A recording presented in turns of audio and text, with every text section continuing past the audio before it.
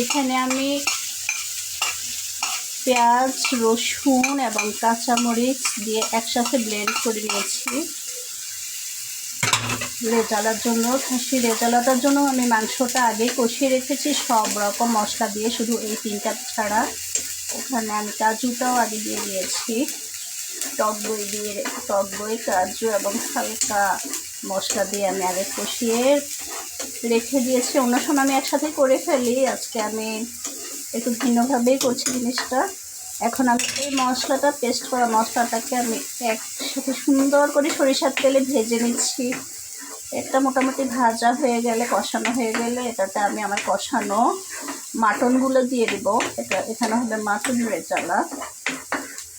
তারপরে আমি একটু গরম পানি অ্যাড করে দেব, গরম পানিটা করে রেখেছি।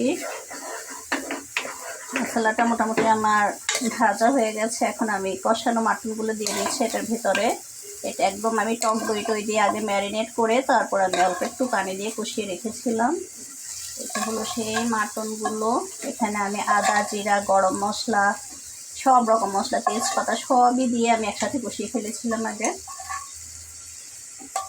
আসলে রান্না এমন একটা জিনিস, আমরা এক এক সময় এক এক প্রসেসে করি এবং এক একটা সময় টেস্ট এক এক রকম আসে। এটাতে ফিউশন আনাটা হলো আসলে নিজের উপর, কীভাবে খেতে চাই। এক একটা সময় এক এক রকম টেস্ট হলে আমাদের কাছে অনেক ভালো লাগে। এটাতে আমি একটু চিনি অ্যাড করবো পরবর্তীতে এবং একটু সস দিয়ে দেব, টমেটো এবং চিলি যে সসটা পাওয়া যায় সেটা দিয়ে দেব, বেশি না, খুবই অল্প পরিমাণে। সসটা আমি এখনই অ্যাড করে দিচ্ছি, আপনারা দেখতে পাচ্ছেন। হ্যাঁ, এরপরে আমি গরম পানিটা দেওয়ার পরে আমি এটার সাথে চিনিটা অ্যাড করব। চিনি এখন দিব না, চিনি অ্যাড করবো এবং 1 স্লাইস লেবুর রস আমি এটার সাথে দিয়ে দিব উঠানোর আগে। এরপর বেরেস্তা দিয়ে অল্প আছে এটা আমি ঢেকে দেব।